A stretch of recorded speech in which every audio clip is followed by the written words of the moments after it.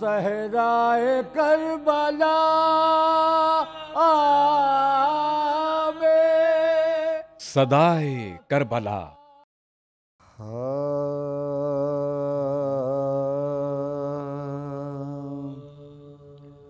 اسی کا نور ہر ایک شے میں جلوہ گر دیکھا، اسی کا نور ہر ایک شے میں جلوہ گر دیکھا، اسی کی شان نظر آ گئی جدھر جدھر دیکھا، اسی کی شان نظر آ گئی جدھر جدھر دیکھا،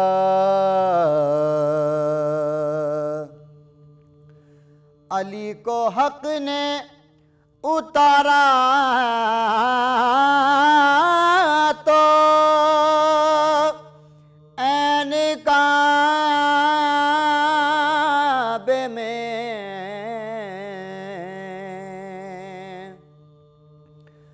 علی کو حق نے اتارا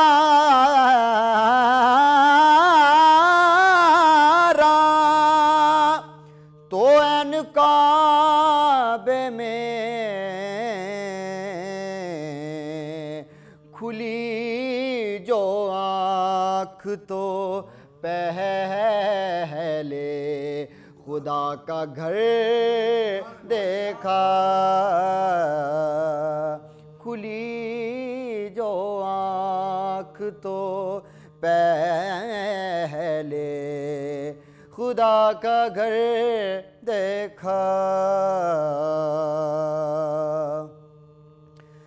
سحر ہوئی شب معراج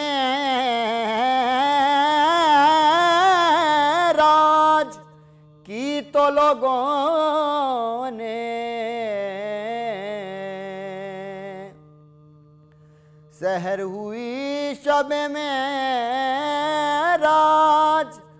کی تو لوگوں نے جمال پاک رخ سید البشر دیکھا، جمال پاک رخ سید البشر دیکھا، کہاں تلک کہوں نکلا جو ہاتھ پردے سے، کہاں تلک کہوں نکلا جو ہاتھ پردے سے، تو صاف دست ید اللہ نامور دیکھا، اور یہ شعر بطور خاص سماعت کریں گے کہ ولی ولی کی صدا تھی جہاں جہاں پہنچا،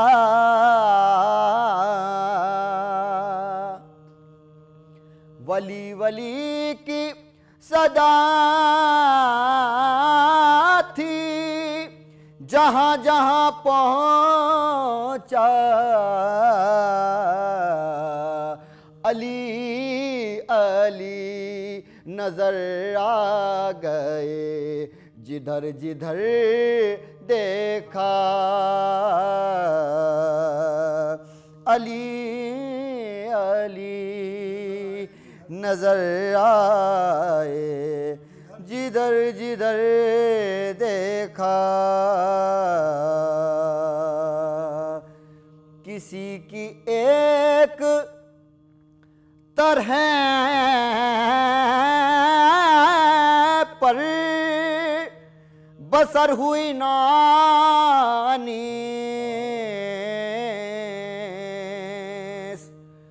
کسی کی ایک طرح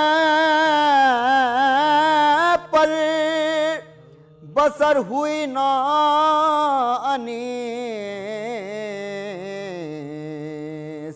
عروج مہر بھی دیکھا تو دوپہر دیکھا،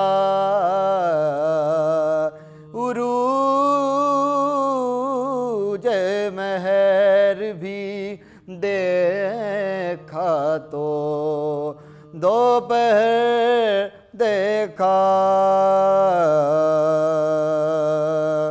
اسی کا نور ہر ایک شے میں جلوہ گر دیکھا، وہ جس نے لمحہ و ساعت کو ماہ و سال کیا،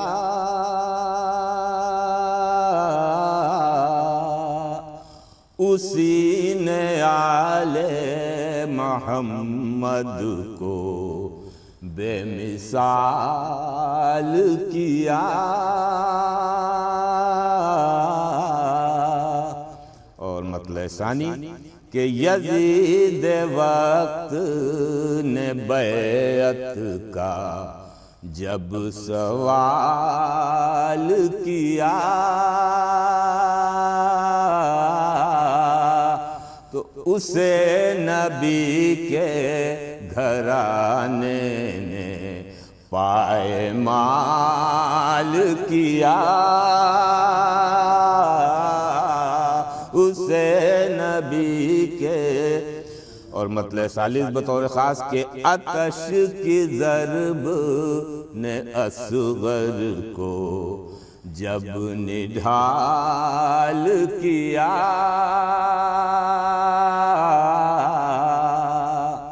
عطش کی ضرب نے اصغر کو جب نڈھال کیا، تو زباں کو تیغ تبسم کو اپنے ڈھال کیا، شکریہ، تو زباں کو تیغ تبسم کو اپنے ڈھال کیا، اور سنبھل کے ازرق شامی حسن کا بیٹا ہوں،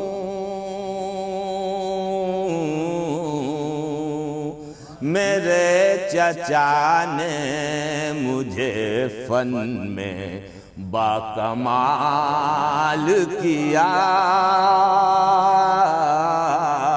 میرے چچا نے مجھے فن میں باکمال کیا، یہ شعر بطور خاص کے خجل تھے جون کہ وہ تھے سیاہ محبش،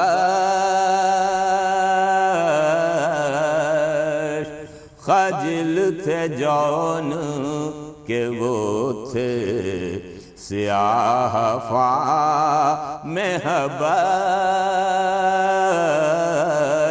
مگر حسین نے چہرے کو پرجمال کیا، مگر حسین وسیلہ بن گئے میری نجات کے آنسو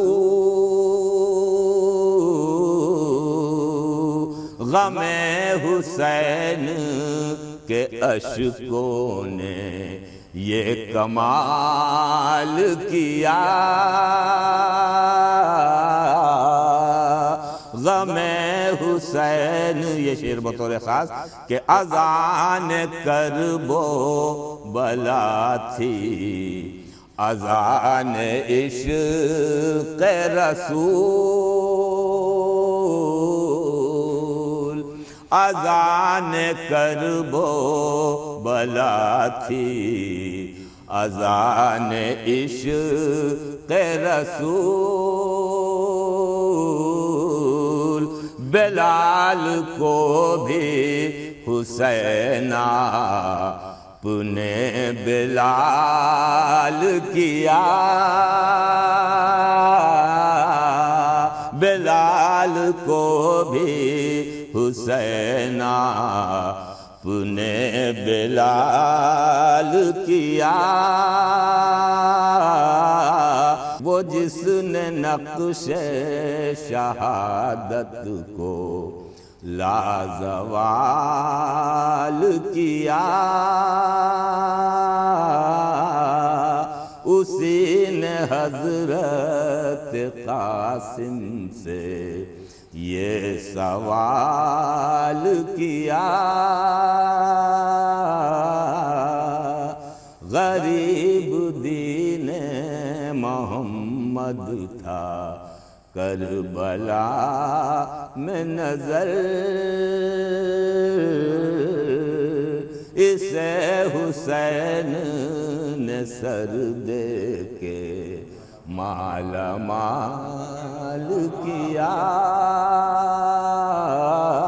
بہت شکریہ وہ جس نے لمحہ و ساعت کو ماہ و سال کیا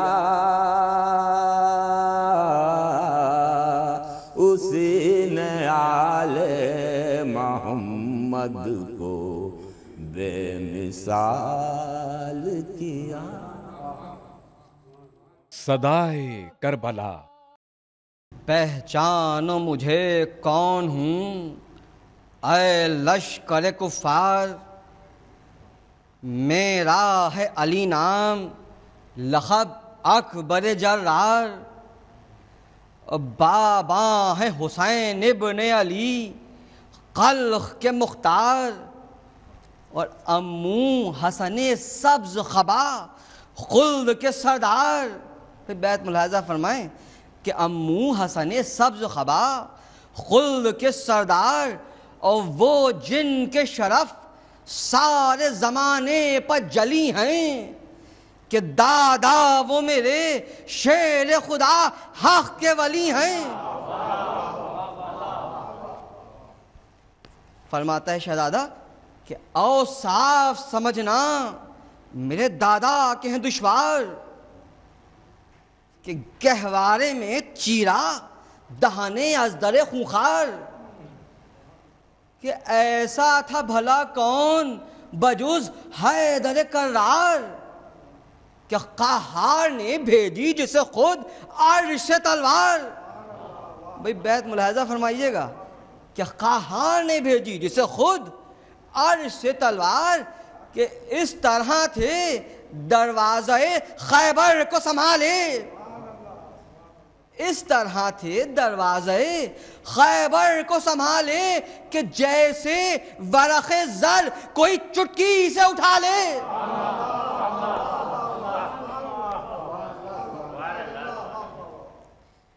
فرماتا ہے شہزادہ کہ سب شیر ہیں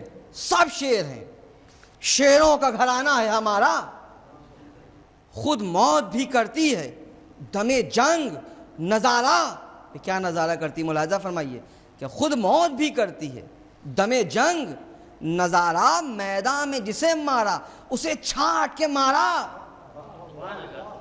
میدان میں جسے مارا اسے چھاٹ کے مارا تھا قتل نہ ہرگز کسی مومن کا گوارا کہ کس صلب میں مومن ہے خبر رکھتے تھے حیدر چھٹا مصرع ملاحظہ فرمائیں کہ کس صلب میں مومن ہے، خبر رکھتے تھے حیدر، اور میدان میں بھی نسلوں پر نظر رکھتے تھے حیدر۔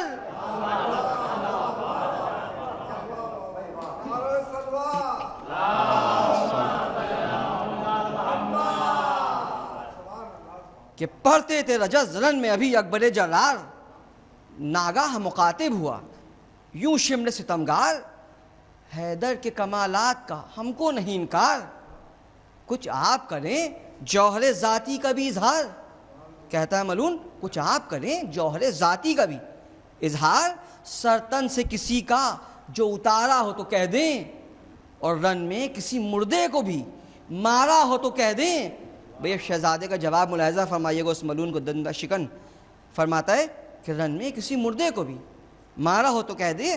فرماتے ہیں شہزادے کہ گھوڑے کو بڑھا کر علی اکبر یہ پکارے کہ آ آ او سگ ناپاک مقابل میں ہمارے،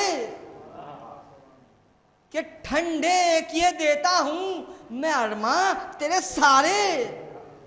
بھئی چوتھا مصرع بیت ملاحظہ فرمائیں کہ ٹھنڈے کیے دیتا ہوں میں ارماں تیرے سارے، اور جوہر ذاتی کے کراتا ہوں نظارے۔ ارے مردے بھی تڑپ جائیں گے، مردے بھی تڑپ جائیں گے، وہ جنگ کروں گا، اور تو آ تو صحیح سر تیرا چورنگ کروں گا۔ ایک درود بھیج دے محمد وآل محمد، کہ تو آ تو صحیح سر تیرا چورنگ کروں گا۔ چلنے لگی میدان میں تلوار مثالی، انداز انوکھے تھے تو رفتار نرالی۔ بھئی تلوار کی تعریف میں بند ملاحظہ فرمائیں، انداز انوکھے تھے تو رفتار نرالی، کہ نازک سا چھڑیرا ہے بدن شکل ہلالی، کہ دل دوز و حسین شوخ ادا جسم جمالی۔ بھئی کہتے ہیں جسے تیغ یہ وہ سرخ پری ہے، کہتے ہیں جسے تیغ یہ وہ سرخ پری ہے، اور قاتل ہے ہزاروں کی مگر خون سے بری ہے۔ ایک درود بھیج دے محمد وآل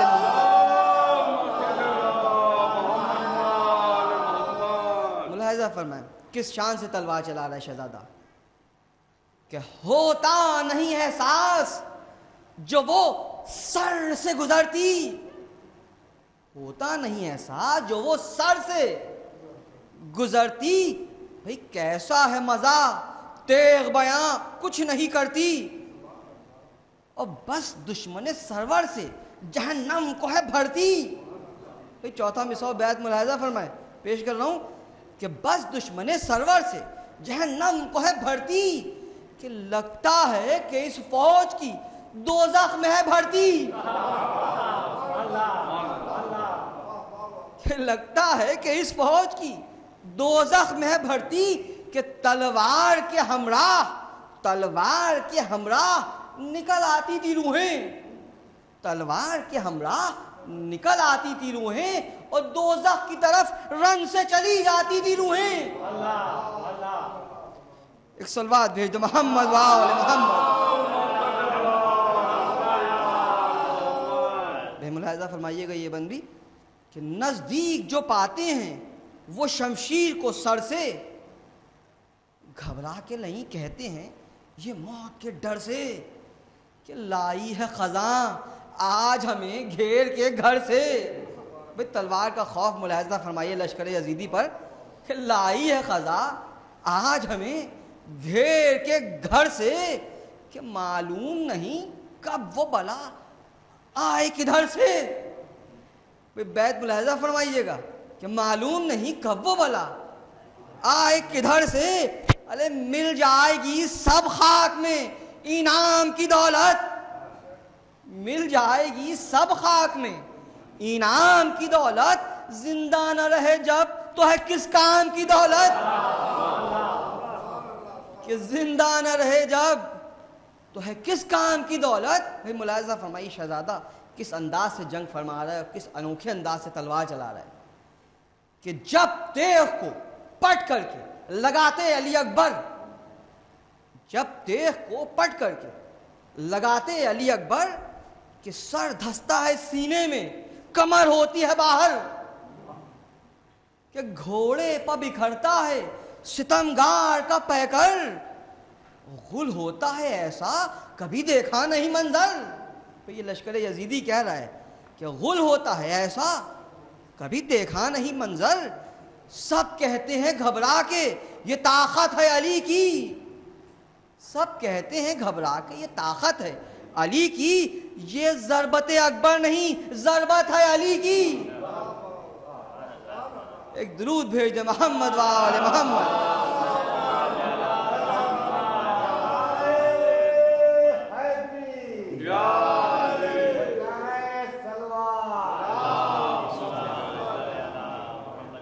کہ یہ ضربت اکبر نہیں ضربت ہے علی کی، اس ضربت اکبر سے جو برپا ہوا محشر، تن کر صف اعداء سے بڑھا ایک یل خودسر، مشہور تھا شہزوروں میں وہ دشمن داور، رکھتا تھا قدم کبر و نخوت سے زمین پر، بیت ملاحظہ فرمایا بطور خاص کہ رکھتا تھا قدم کبر و نخوت سے زمین پر، کہ بد ہے بد و بد شکل، بد ہے بد و بد شکل ستمگار کی صورت، بد ہے بد و بد شکل ستمگار کی صورت، اور ابلیس بھی ڈر جائے وہ مکار کی صورت، کہ ابلیس بھی ڈر جائے وہ مکار کی صورت۔ تہذیب سے واقف نادب سے ہے سروکار، کہتا ہے لئیں مجھ سے نہیں تیغ کا فنکار، میدانوں میں فوجوں کے پرے کر دیے مسمار، ذلت سے انہیں قتل کیا جو تھے نمودار، کہتا ہے لئیں بغض نہیں مجھ کو کسی سے۔ ملاحظہ فرمائیے کیا نظریہ تھا ان لوگوں کا کہ کہتا ہے لئیں بغض نہیں مجھ کو کسی سے، اور ہے دوست میرا جس کو عداوت ہے علی سے۔ اب شہزادے کا جواب بھی ملاحظہ فرمائیے گا اس شقی کو، فرماتا ہے کہ رہوار بڑھا کر علی اکبر یہ پکارے کہ گستاخ دریدہ دہنی منہ پہ ہمارے، کہ ایک ضرب میں کھل جائیں گے دعوے تیرے سارے۔ چوتھا میں 100 بیت ملاحظہ فرمائیں کہ ایک ضرب میں کھل جائیں گے دعوے تیرے سارے، اور آ تجھ کو کراتا ہوں جہنم کے نظارے، ٹاپوں سے تیرا کاسے سر چور کروں گا، اور جو سر میں بھری ہے وہ ہوا دور کروں گا۔ ایک درود بھیج دے محمد وآل محمد۔ ملاحظہ فرمائیں ناگاہ ستمگار نے نیزے سے کیا وار، پھرتی سے چلی اکبر مہرو کی بھی تلوار، نیزے کی کٹی ڈانڈ ہوا ہاتھ بھی بیکار، گھبرا گیا پیچھے ہٹا کچھ سوچ کے مکار، اکبر نے کہا کیا ہوا کیا سوچ رہا ہے، کہ امو کی بتائی ہوئی یہ طرز وغا ہے۔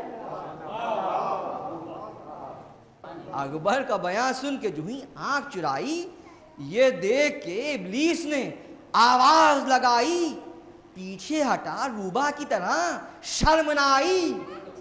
بھئی دیکھیے ابلیس کہہ رہا ہے، ملاحظہ فرمائیے گا کہ پیچھے ہٹا روبا کی طرح شرم نہ آئی، اور سب اہل عداوت کی لئیں ناک کٹائی۔ اے بزدل و بذات، اے بزدل و بذات تیرے نام پر تف ہے، ارے شیطان یہ بولا تیرے انجام پر تف ہے۔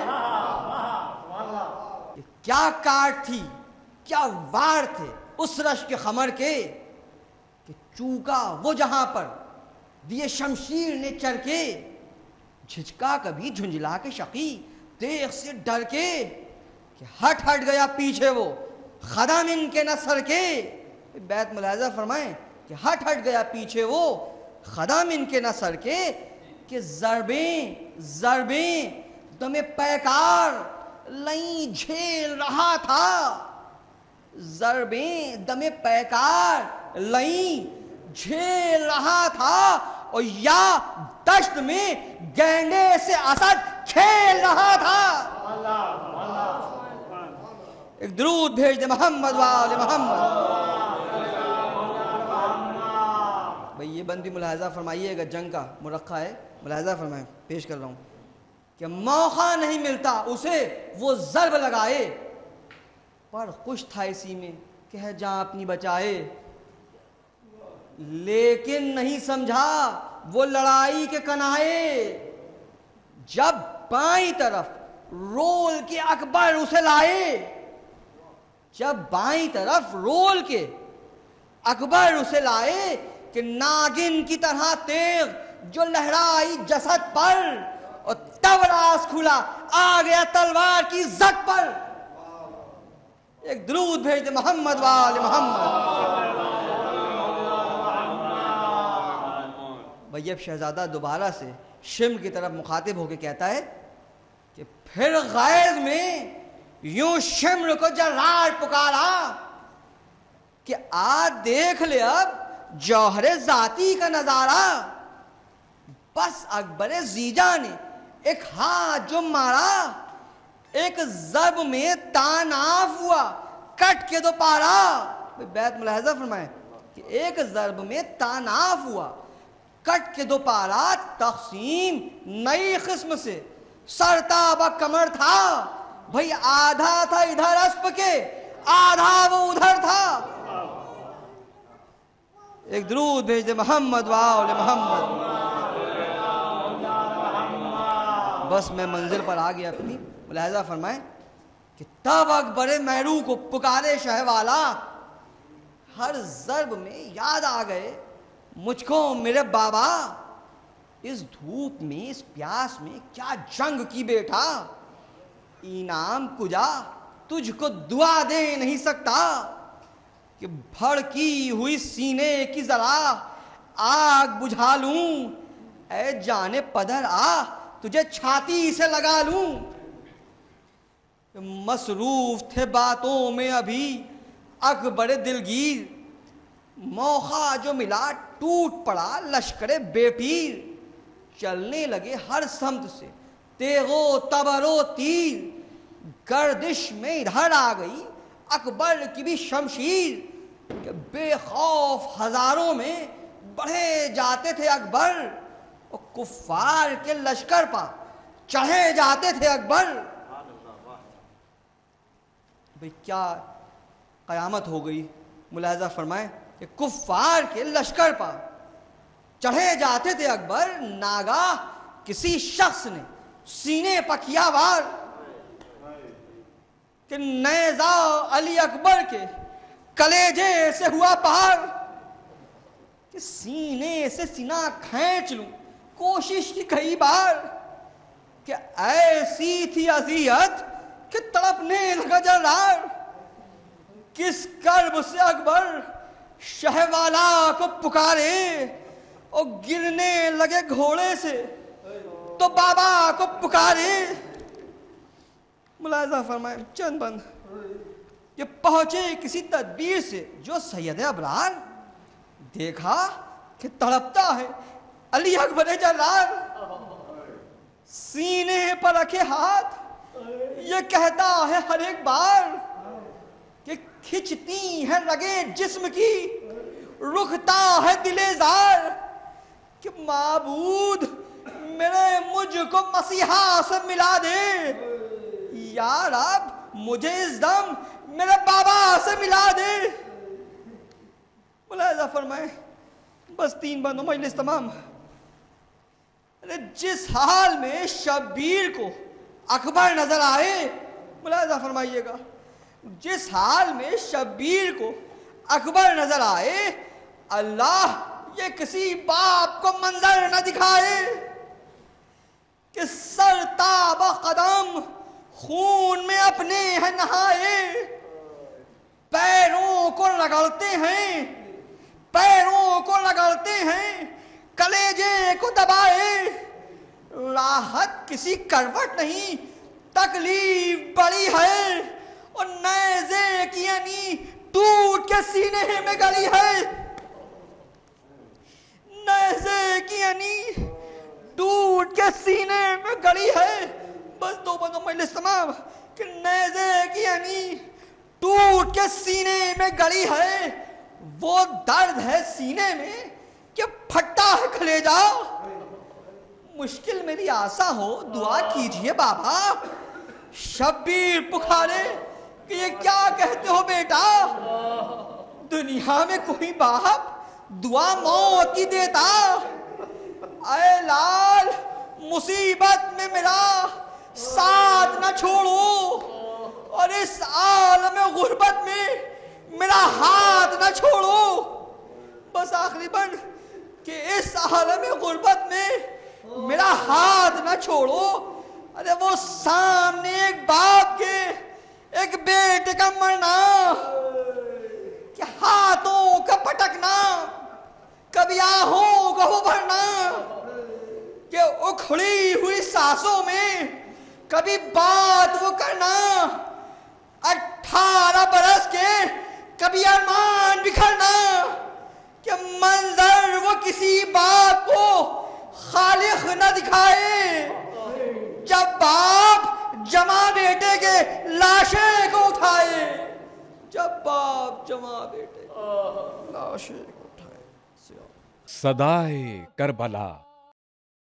لا حول ولا قوة إلا بالله العلي العظيم أعوذ بالله السميع العليم من الشيطان اللعين الرجيم بسم الله الرحمن الرحيم الحمد لله رب العالمين والصلاة والسلام على أشرف الأنبياء والمرسلين سیدنا و نبینا و شفیعنا و مولانا و مقتدانا بالقاسم محمد صلی اللہ علیہ وآلہ وسلم وآلہ الطیبین الطاہرین المعصومین الغر المیامین وَلَعْنَةُ اللَّهِ عَلَىٰ أَعْدَائِهِمْ وَمُنْكِرِي فَضَائِلِهِمْ وَمَصَائِبِهِمْ وَغَاصِبِي حُقُوقِهِمْ أَجْمَعِينَ مِنْ لَيْلِنَا هَٰذِهِ إِلَىٰ قِيَامِ يَوْمِ الدِّينِ بسم اللہ الرحمن الرحیم رب اشرح لي صدری وَيَسِّرْ لِي أَمْرِي وَاحْلُلْ عُقْدَةً مِّن لِّسَانِي يَفْقَهُوا قَوْلِي أَمَّا بَعْدُ فَقَدْ قَالَ اللَّهُ سُبْحَانَهُ تَبَارَكَ وَتَعَالَىٰ فِي كِتَابِهِ الْمُبِينِ وَهُوَ أَصْدَقُ الصَّادِقِينَ وَقَوْلُهُ الْحَقُّ بسم اللہ الرحمن الرحیم هُوَ الَّذِي بَعَثَ فِي الْأُمِّيِّينَ رَسُولًا مِّنْهُمْ یتلو علیہم آیاتہ ویزکیہم ویعلمہ الکتاب والحکمات صلوات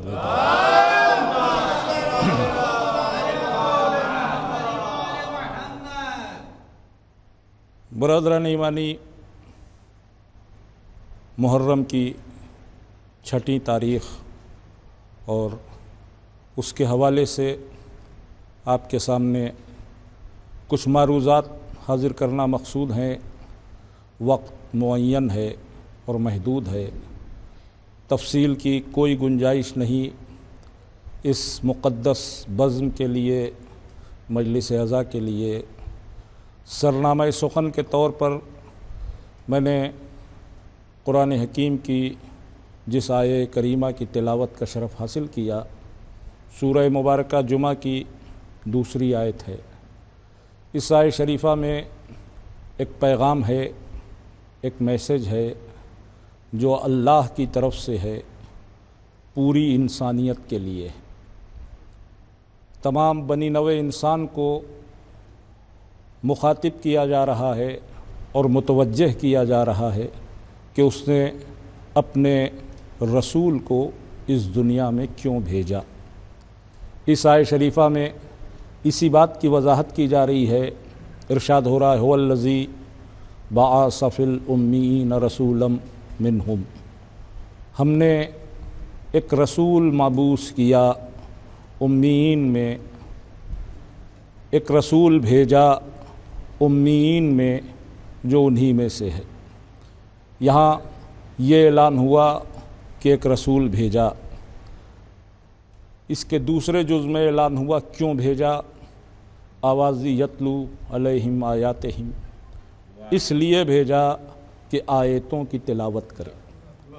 یعنی بعثت رسول کا پہلا مقصد ہے آیتوں کی تلاوت۔ اس کے بعد دوسری گفتگو شروع ہوئی یزکیہم، اور اس لیے بھیجا کہ نفسوں کو پاک کرے۔ تو پہلا مقصد ہے آیتوں کی تلاوت، دوسرا مقصد ہے نفسوں کی طہارت۔ اس کے بعد تیسری بات کہی گئی وَيُعَلِّمُهُ الْكِتَابَ وَالْحِكْمَةَ، اس لیے بھیجا کہ وہ کتاب اور حکمت کی تعلیم دے۔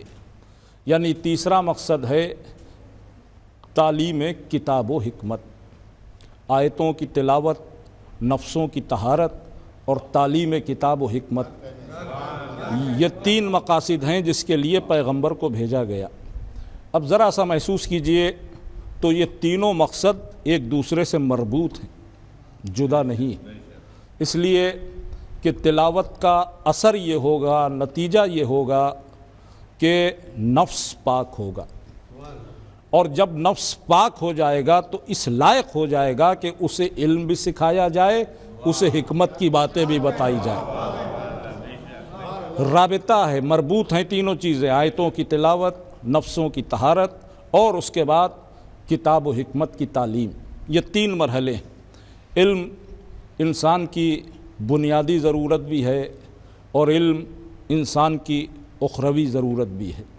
علم وہ ہے کہ جو انسان کو ترقی یافتہ بناتا ہے، ترقی پذیری سے ترقی یافتہ ہونے تک کا سفر علم کے ذریعے طے ہوتا ہے۔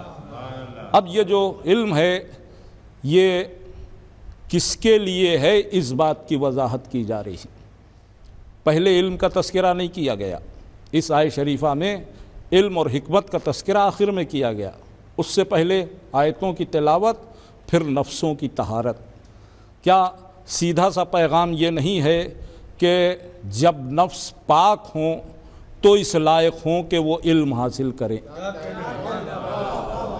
اگر نفس نجس ہیں تو علم حاصل کرنے کی سعی کریں بھی تو فضول ہے، اور اگر علم آ بھی جائے تو مفید نہیں ہے، مضر ہے، فائدہ مند نہیں ہے، نقصان دہ۔ آپ ذرا سا محسوس کریں کہ یہ گفتگو اور یہ مجلس کاش کے میسج بن جائے اور پوری انسانیت تک یہ پیغام پہنچ سکے کہ علم کس کے لیے ہے۔ اس کے لیے ہے جس کا نفس پاک ہو۔ اگر نفس نجس ہے تو علم نقصان پہنچاتا ہے، فائدہ نہیں پہنچاتا ہے۔ اب ہمارے سامنے مرحلے ہیں، ہم اپنی اصطلاح میں علم کو دو حصوں میں تقسیم کرتے ہیں، ایک علم دین ہے اور ایک علم دنیا۔ ہم یہ کہتے ہیں کہ فلاں علم دنیا حاصل کر رہا ہے اور فلاں علم دین حاصل کر رہا ہے۔ جو کسی کالج میں پڑھ رہا ہے، یونیورسٹی میں جا رہا ہے، فزکس پڑھتا ہے، میتھس پڑھتا ہے، کیمسٹری پڑھتا ہے، فلاسفی پڑھتا ہے، سائیکلوجی پڑھتا ہے، اکنامکس پڑھتا ہے، تو ہم کہتے ہیں کہ اس نے علم دنیا حاصل کیا۔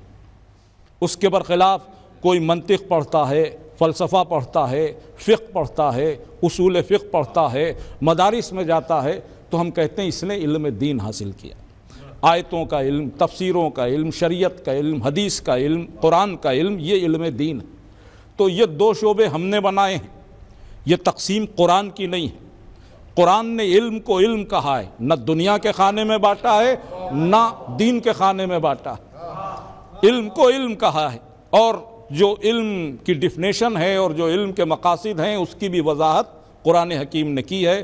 ظاہر ہے کہ اس مختصر سے وقفے میں میرے پاس وقت نہیں ہے کہ میں وضاحت کر سکوں۔ مجھے صرف یہ عرض کرنا ہے کہ علم حاصل کرنے والا چاہے دنیا کا علم حاصل کرے اور چاہے دین کا علم حاصل کرے، اگر نفس نجس ہے تو علم دنیا حاصل کرنے والا دنیا کے لیے نقصان دہ ہے اور علم دین حاصل کرنے والا دین کے لیے نقصان دہ ہے۔ میں دونوں کی ایک ایک مثالیں پیش کر دوں اور میری گفتگو تمام ہو جائے۔ اگر نفس نجس ہے تو جس نے دنیا کا علم حاصل کیا وہ دنیا کے لیے خطرناک، اور اگر نفس نجس ہے جس نے دین کا علم حاصل کیا تو وہ دین کے لیے خطرناک۔ آئیے پہلے علم دنیا پر ذرا سا نظر ڈالیں۔ بہت سی مثالیں ہیں، تمثیلیں ہیں، بہت سے واقعات ہیں، سب نہیں دہرانا ہے۔ دنیاوی علوم میں آج کی ڈیٹ میں جس نام کو حرف آخر سمجھا جاتا ہے، جس سے بڑا کوئی دنیاوی علم حاصل کرنے والا نہیں۔ علم دنیا میں جو سب سے بڑا نام ہے اس وقت وہ ہے البرٹ آئن اسٹائن کا، اس سے بڑا تو کوئی نام نہیں۔ البرٹ آئن اسٹائن جس نے تھیوری آف ریلیٹیوٹی پیش کی، جس کی بنیاد پر آج خلائی سفر میں بڑی آسانیاں ہیں۔ البرٹ آئن اسٹائن جس نے ٹائم اور اسپیڈ کے رشتوں کی وضاحت کی اور اسپیس کے سفر پر بڑی تحقیق کی۔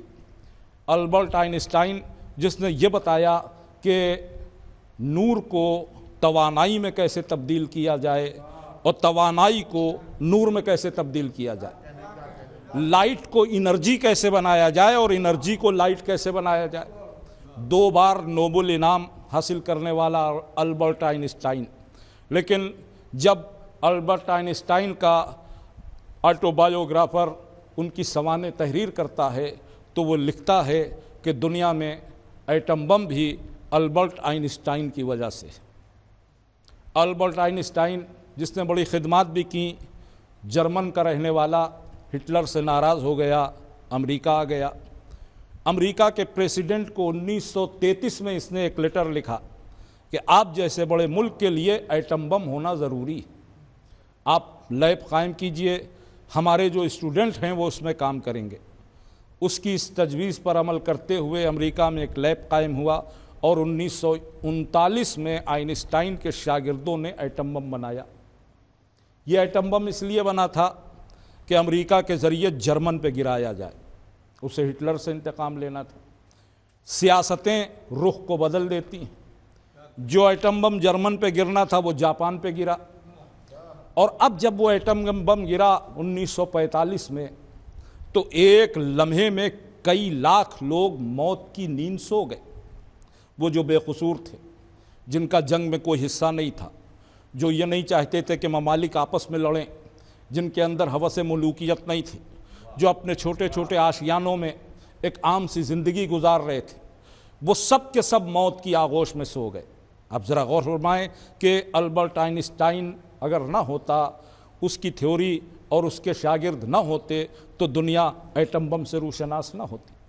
پھر یہی آئن اسٹائن ہے جس نے یہودی مملکت کا مشورہ دیا کہ دنیا میں یہودیوں کا الگ ملک ہونا چاہیے، اور اس کی زندگی میں یہ ملک اسرائیل کی صورت میں بن گیا۔ آج اسرائیل کے لیے تمام مسلم ممالک چیختے ہیں کہ یہ اسلامی دنیا کے لیے خطرہ ہے، یہ دہشت کی علامت ہے، یہ دنیا کو تہوبالا کرنا چاہتا ہے، یہ اسرائیل ایشیا کو اپنی جنگی مشقوں کا نشانہ بنانا چاہتا ہے۔ یہ سب باتیں کہی جاتی ہیں، مگر اس اسرائیل کے وجود میں بھی کہیں نہ کہیں البرٹ آئن اسٹائن شامل ہے۔ جو انسانیت کے لیے نقصان دہ ہیں، جو ہیومینٹی کے لیے خطرہ ہیں، وہ تمام چیزیں بھی اس سے جڑ گئیں۔ ایسا کیوں ہوا؟ صرف اس لیے ہوا کہ جب نفس کی نجاست ہوس کے زیر اثر آ گئی تو پھر دنیا فائدہ اٹھانے کے بجائے نقصان کا شکار ہو گئی۔ یا آج کی ڈیٹ میں دیکھیے کہ جو اسلحے بناتے ہیں، جو آئٹم بم بنا رہے ہیں، جو ہائیڈروجن بم بنا رہے ہیں، جو میزائل بنا رہے ہیں، عام لوگ نہیں، بے پڑھے لکھے لوگ نہیں، یہ سب دنیا کے بڑے دماغ۔ آپ محسوس کیجئے کہ یہ سب دنیا کے بڑے دماغ ہیں، اور یہ ان سب چیزوں کو بنا رہے ہیں صرف اس لیے کہ دنیا ہلاک ہو۔ ذرا سا سوچئے کہ جو ذہن میزائل بنا سکتا ہے، وہ ذہن کیا کینسر کی دوا نہیں بنا سکتا؟ یہ سوچنے کا موقع ہے کہ نہیں؟ جو میزائل بنا رہے ہیں کیا وہ کینسر کی دوا نہیں بنا سکتے؟ لیکن وہ دوا نہیں بنا رہے ہیں، میزائل بنا رہے ہیں۔ کیوں؟ اس لیے کہ ہوس نے نفس پہ قبضہ کر لیا، نفس طہارت سے دور ہو گیا ہے، نجاست کے دریا میں ڈوب گیا ہے۔ تو اگر نفس نجس ہوتا ہے تو دنیا کا علم حاصل کرنے والا دنیا کے لیے خطرناک ہوتا ہے، فائدہ مند نہیں۔ اور جو یہ بات دنیا پہ اپلائی ہوتی یہ علم دین پہ بھی اپلائی ہوتی۔ آپ ذرا سا غور فرمائیں کہ عالم دین کا کام کیا ہے۔ قرآن مجید نے عالم دین کے لیے وضاحت کی ہے کہ تمہاری بستیوں سے کچھ لوگ کیوں نہیں نکلتے۔ اب یہ قرآن ہے جو پیغام دے رہا کہ جو علم دین حاصل کرے، تمہاری بستیوں سے کچھ لوگ کیوں نہیں نکلتے جو علم دین حاصل کریں، اور جب علم دین حاصل کر لیں تو لوٹ کر اپنی بستیوں میں آئیں، آ کر کیا کریں؟ لوگوں کو خدا سے ڈرائیں۔ اس کا مطلب یہ کہ عالم دین کا کام ہے لوگوں کو خدا سے ڈرانا، عالم دین کا کام ہے دلوں میں تقویٰ پیدا کرنا، عالم دین کا کام ہے لوگوں کی انسانیت کے جذبے کو بیدار کرنا، عالم دین کا کام ہے محبت کا درس دینا، عالم دین کا کام ہے اخلاق کو بلند کرنا، عالم دین کا کام ہے تقوی کی حفاظت کرنا، عالم دین کا کام ہے مومنین کے درمیان مہر و الفت کو جنم دینا۔ یہ سارے کام عالم دین کے۔ لیکن جب عالم دین کا نفس نجس ہو جاتا ہے، بہت توجہ، جملہ دینے جا رہا ہوں کہ جب عالم دین کا نفس نجس ہو جاتا ہے تو وہ دیندار نہیں بناتا ہے، وہ دہشت گرد بنا دیتا ہے۔ یا علی اللہم صلی اللہ علیہ۔ اب ذرا سا غور کیجئے کہ یہ جو دہشت گرد تنظیمیں دنیا میں کام کر رہی ہیں، یہ داعش ہے، یہ القاعدہ ہے، یہ لشکر جھنگوی ہے، یہ سپاہ صحابہ ہے، ان کے پیچھے برین کون؟ عام لوگ تو سوسائڈ بام بن جاتے ہیں بہکاوے میں آ کر، ان کو دہشت گردی کا نظریہ کون دیتا؟ عزیزان گرامی، جو نظریہ دیتے ہیں ان میں کوئی حافظ قرآن ہوتا، کوئی مفکر اسلام ہوتا، ہاں یہ بڑے بڑے لوگ ہوتے ہیں، وہ حافظ حدیث ہیں، نظریہ کیا دے رہے ہیں؟ دہشت گردی۔ عوام کو گمراہ کرتے ہیں، وہ عوام کے دماغ میں ٹھوستے ہیں کہ اگر تم بم باندھ کر کسی بھی مسجد میں کود جاؤ اور لوگ مر جائیں تو سمجھو تم جنت میں چلے گئے۔ اب ذرا غور فرمائیں کہ یہ مزاج تیار کرنے والے عالم دین جو اپنے کو علماء کہتے ہیں، جو اپنے کو علماء کہتے ہیں، وہ ایسے مزاج تیار کرتے ہیں۔ اچھا، لطف کی بات یہ کہ عوام کو مرغلاتے ہیں کہ بم باندھ کر کہیں بھی مجمع میں چلے جاؤ اور خود بھی مر جاؤ، دوسروں کو بھی مار دو، خود کبھی بم باندھ کر نہیں آتے۔ بھئی عوام ہی کو جنت چاہیے، تمہیں جنت نہیں چاہیے، عوام ہی کو جنت چاہیے، تمہیں جنت نہیں چاہیے، تو خود کبھی زحمت نہیں گوارا کرتے۔ آپ ذرا سا محسوس کیجئے کہ ایسا کیوں کرتے ہیں؟ کیا انہیں نہیں معلوم کہ دین اس کی اجازت نہیں دیتا؟ کیا وہ نہیں جانتے قرآن انسانی خون کے تحفظ کا ذمہ دار ہے؟ کیا وہ نہیں جانتا کہ انسانوں کو ہلاک کرنے والا جہنمی؟ اب ذرا غور فرمائیں، اس میں مذہب و ملت کی قید نہیں، قرآن کا واضح اعلان ہے کہ جو ایک نفس انسانی کو بچا لے گویا اس نے ساری انسانیت کو بچائے، اور جو ایک نفس انسانی کا قاتل ہو جائے گویا وہ ساری انسانیت کا قاتل ہے۔ تو قرآن کے اس کھلے میسج کے بعد یہ سوسائٹ اٹیک کرنے والے، یہ مسجدوں میں بم پھوڑنے والے، یہ بازاروں کو اڑا دینے والے، یہ کشت و خون کی ہولی کھیلنے والے، یہ مادر گیتی کو لہو سے رنگین بنا دینے والے، یہ کس نظریے کے تحت؟ زنگرانی یہ علماء ان کو نظریہ دیتے ہیں، اور یہ علماء خوب جانتے ہیں کہ صحیح کیا ہے غلط کیا ہے، مگر غلط کی تعلیم اس لیے دے رہے ہیں کہ نفس پر ہوس نے قبضہ کر رکھا ہے، نفس نجس ہو چکا ہے، نفس کی نجاست اس قباست کے لیے نے مجبور کرتی۔ اب غور فرمائیں کہ نفس نجس ہوتا ہے تو پھر عالم دین ہو یا عالم دنیا ہو، دونوں سماج کے لیے خطرناک ہے، دونوں معاشرے کے لیے خطرناک ہے۔ آپ تاریخ میں دیکھیں، تاریخ بھری پڑی ہوئی، بادشاہ نے مفتی کو خرید لیا، اس نے کہا باپ کی کنیز ہے، میں تصرف چاہتا ہوں، مفتی نے کہا شریعت نے حرام قرار دیا، کہا نہیں میں تو تصرف چاہتا ہوں. کہا اگر تم تصرف چاہتے ہو تو کنیز کیا کہتی؟ کہا جب میں اس کے پاس جاتا ہوں تو وہ کہتی میں تیرے لیے حرام ہوں، میں تیرے باپ کی کنیز. تب مفتی نے راہ نکالی. اس نے کہا ایسا ہے کہ تو کنیز کو سچا مت مان، اس کو جھوٹا مان لے. اب ذرا غور مائیں تو شریعت میں سرنگیں یہ مفتی بناتے ہیں. شریعت میں سرنگیں یہ مفتی بناتے ہیں. اس کا مطلب یہ کہ جب نفس نجس ہوتا ہے تو دربار مولوی کو خرید لیتے، پھر زبان دین والی نہیں رہتی، دربار والی ہو جاتی. یہ فیصلہ دینداروں کو کرنا چاہیے کہ کہیں درباری مولویوں کی تو پیروی نہیں ہو رہی جو انسانیت کے لیے خطرناک ہے، جو پوری دنیا میں کشت و خون کی فضا کو سازگار کیے ہوئے. عزیزان گرامی، بس میں نے گفتگو تمام کی. نفس پاک ہو تو انسان فائدہ پہنچائے گا، دین میں بھی دنیا میں بھی، اور اگر نفس نجس ہو تو پھر نقصان دہ. اب یہ طہارت کہاں سے ملے گی؟ اسی کی طرف اشارہ کیا ہے قرآن نے. یزکیہم، میرا رسول تمہارے نفسوں کو پاک کرے گا. اس کا مطلب یہ کہ رسول کو یہ اتھارٹی اللہ نے دی ہے کہ انسانوں کے نفس کو پاک کرے. یہ اتھارٹی میرے پیغمبر کو ہے. اب یہاں سے صرف ایک سوال قائم ہوتا ہے اور گفتگو تمام ہو رہی. میرا وقت بھی مکمل ہو رہا ہے اور گفتگو بھی مکمل ہو رہی. صرف ایک سوال کہ حضور 63 برس اس دنیا میں رہیں گے، پھر چلے جائیں گے. 63 برس میں جو حضور کے پاس آئے گا اس کا نفس پاک کر دیں گے. اب جب حضور اس دنیا سے رخصت ہو جائیں گے تو انسان تو اس کے بعد بھی پیدا ہوں گے، اور جب پیدا ہوں گے تو نفس لے کر پیدا ہوں گے. جب نفس لے کر پیدا ہوں گے تو وہ کون لوگ ہوں گے کہ جو رسول کے بعد نفسوں کو پاک کرے؟ تو اب یہ سوال اللہ ہی سے کیا جائے، میرے پروردگار تو ہی کوئی راستہ دکھا، تو ہی کوئی روشنی بتا کہ بعد پیغمبر ہم کیا کریں. تو شاید قرآن آواز دے گا کہ دیکھا نہیں میں نے طہارتوں کا خیمہ لگایا، پیغمبر کو بلایا، اہل بیت کو جمع کیا، آئے تطہیر نازل کر کے بتا دیا. ایک صلوات بھیجے محمد والے محمد پر.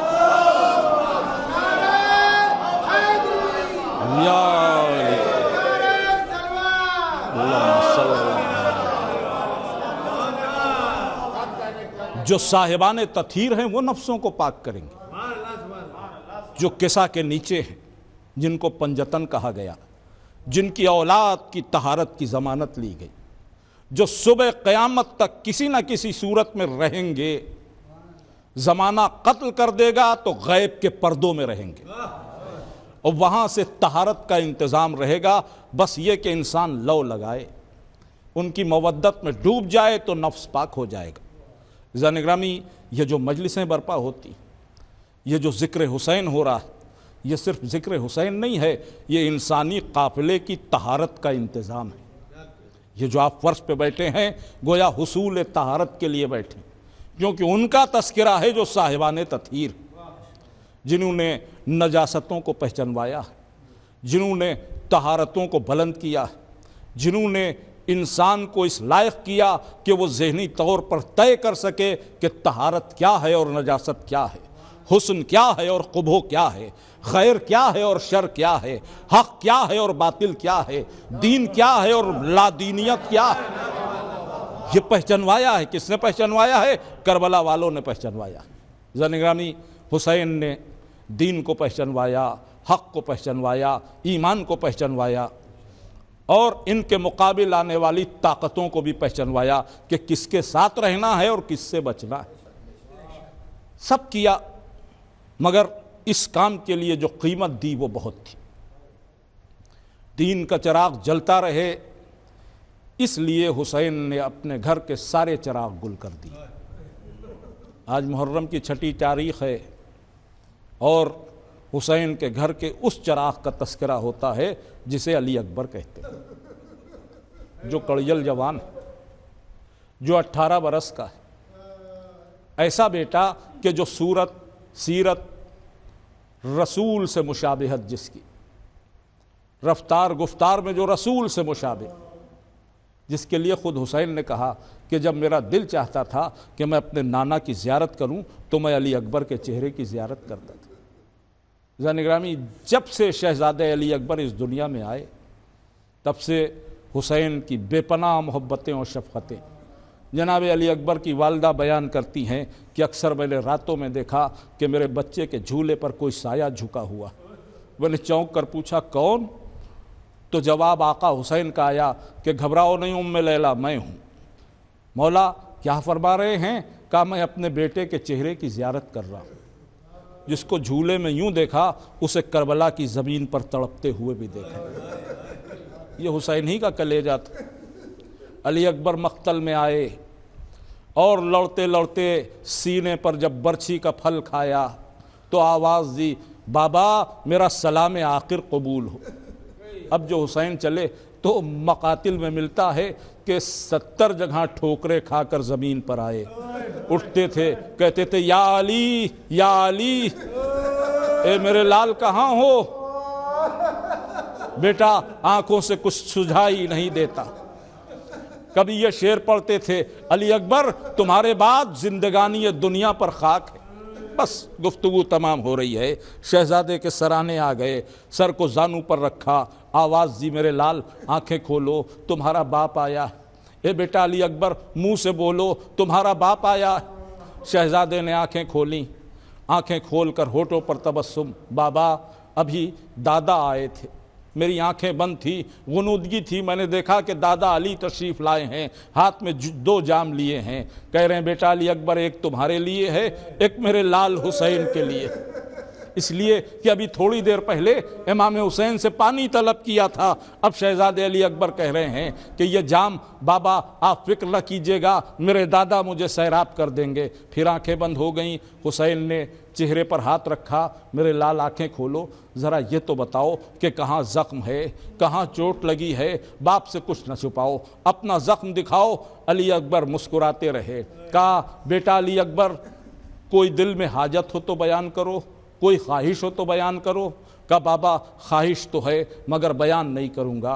क्यों मेरे लाल? का बाबा अभी आपसे पानी तलब किया था, आपको बड़ा कर्ब महसूस हुआ जब आपसे मैंने पानी मांगा। मैं नहीं चाहता कि दुनिया से जाते जाते आपको दर्द का एहसास हो। लहजा बदला। का बेटा बाप न समझो, इमाम वक्त समझो, जो ख्वाहिश इस वक्त तुम कहोगे वो पूरी होगी। बस अली अकबर ने कहा बाबा एक बहन को वतन में छोड़ कर आए। बाबा उस बहन से ये वादा किया था कि तुमको लेने आएंगे, जी चाहता है जाते जाते एक बार फातिमा सुगरा को देख ले। हुसैन ने अपनी 2 उंगलियां बुलंद की, मेरे लाल मेरी उंगलियों के दरमियान देखो। अब जो उंगलियों के दरमियान देखा तो नबी का मदीना था।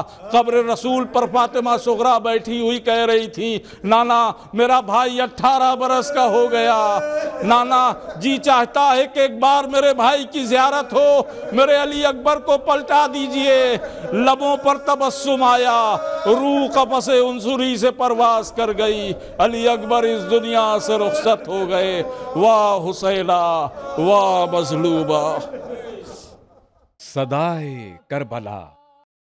जब शाहे ज़मन ने सीने से बर्छी की अनी को खींच लिया, जब शाहे ज़मन ने सीने से बर्छी की अनी को खींच लिया, जब शाहे ज़मन ने सीने से बर्छी की अनी को खींच लिया, शाहे ज़मन ने सीने से बर्छी की अनी को खींच लिया। फिर मौत ने अपनी बाहों में हम शक्ल नबी को खींच लिया, जब शाहे ज़मन ने सीने से बर्छी की अनी को खींच लिया, जब शाहे ज़मन ने सीने से बर्छी की अनी को खींच लिया। दरिया की तरफ रुख करके कहा, जल्दा तो राई से भैया, अकबर का उठे कैसे लाशा, हर रिश्ते जा को तोड़ गया, हर रिश्ते जा को तोड़ بھی اکیلا چھوڑ گیا زمن نے سینے سے پرچی کی علی کو کھینچ لیا جب شاہ زمن نے سینے سے برچی کی علی کو کھینچ لیا سرور نے کہا یہ رو رو کر برباد ہوا پردیس میں گھر بس اتنا بتائے لخت جگر کیا گزرے گی اب میرے دل پر بیٹا ہے ضعیفی کا عالم کس طرح اٹھاؤں تیرا غم جب شاہ زمن نے سینے سے برچی کی علی کو کھینچ لیا پھر موت زمن نے سینے سے برچی کی علی کو کھینچ لیا ہے غش میں پڑا عابد مزدر بے چین ہے جھولے میں اصغر اب کون کرے نصرت آ کر ریتی پہ پڑی ہے لاش پسر باقی نہ رہا کوئی اپنا جو تھام لے آ کے بازو میرا سینے سے برچی کی علی کو کھینچ لیا جب شاہ زمن نے سینے سے برچی کی علی کو کھینچ لیا 18 برس والے اکبر نازو کے میرے بالے اکبر ہے لب یہی نالے اکبر اب دن بھی ہوئے کالے اکبر اب کیسے جیے تیرا یہ پدر پھٹتا ہے تیرے غم سے یہ جگر زمن نے سینے سے برچی کی علی کو کھینچ لیا جب شاہ زمن نے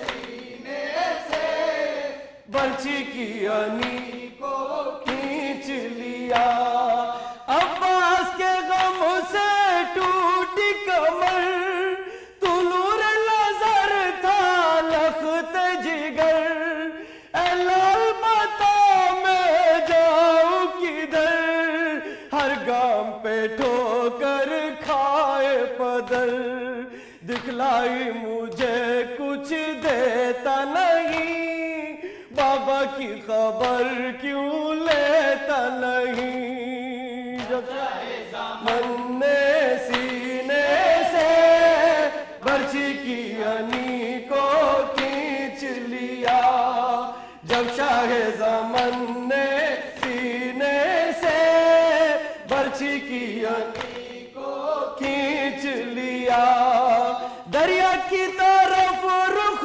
کر کے کہا جلد آؤ ترائی سے بھیا تنہا نہیں کوئی اپنا اکبر کا اٹھے کیسے لاشا اکبر بھی اکیلا چھوڑ گیا ہر رشتہ جا کو توڑ گیا جب شاہ زمن نے سینے سے برچی کی علی کو کھینچ لیا جب شاہ زمن نے سینے سے برچی کی علی کو کھینچ لیا یہ ڈر ہے مجھے ہم شکل نبی مر جائے نہ غم سے تیری پھوپھی کن لوگوں سے زینب دیکھے گی ہے خون میں بھری میت یہ تیری کس طرح اسے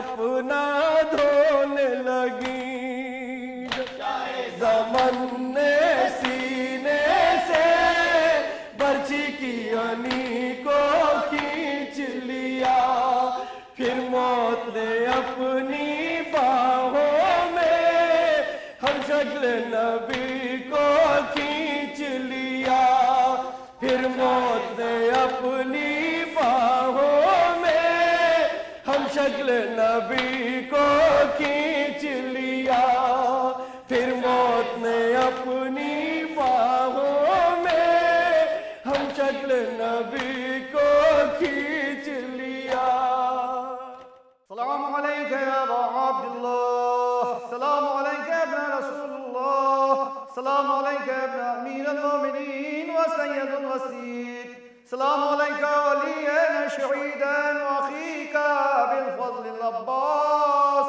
یا ابن امیر المومنین ورحمت اللہ وبرکاتہ السلام علیکہ یا غریب الغرباء السلام علیکہ یا معین الضعفاء والفقراء السلطان ابو الحسن یا علی ابن موسیٰ ایہا الرضا ورحمت اللہ وبرکاتہ السلام علیکہ یا معین الضعفاء والفقراء السلطان ابو الحسن یا علی ابن موسیٰ ایہا الرضا ورحمت اللہ وبرکاتہ السلام علیکہ یا صاحب العصر والزمان علمان علمان علمان اجل اللہ تعالی فرجک وسهل الله تعالى